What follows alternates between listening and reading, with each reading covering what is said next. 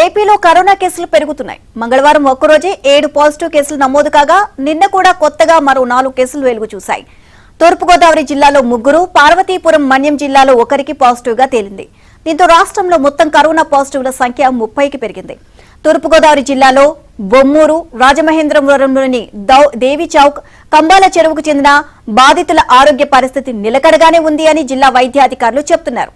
పార్వతీపురం మన్యం జిల్లాకు చెందిన 60 ఏళ్ల వృద్ధుడికి పాజిటివ్ గా నిర్ధారణ అవడంతో ఆయన్ను కేజీహెచ్ లోనే ఐసోలేషన్ వార్డులో ఉంచి చికిత్స అందిస్తున్నారు.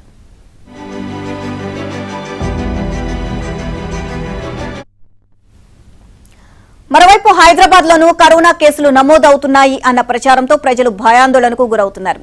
హైదరాబాద్ లో గత నెల రోజులుగా జలుబు, జ్వరం, దగ్గు, ఒళ్లునొప్పులతో ప్రభుత్వ, ప్రైవేటు ఆసుపత్రులకు వచ్చే వారి సంఖ్య పెరుగుతున్నట్లు డాక్టర్లు చెబుతున్నారు. ఇలాంటి అనుమానిత కేసుల్లో పరీక్షలు చేస్తే కొందరికైనా కోవిడ్ పాజిటివ్ వచ్చే ఆస్కారం ఉంటుంది. కానీ టెస్టులు చేయకపోవడంతో కోవిడ్ కేసులున్న నిర్ధారణ కావడం లేదని సమాచారం. అందుకే తెలంగాణలో కోవిడ్ కేసులు 0 అని ప్రజా ఆరోగ్య విభాగం రిపోర్ట్ చేస్తున్నట్లు చెబుతున్నారు.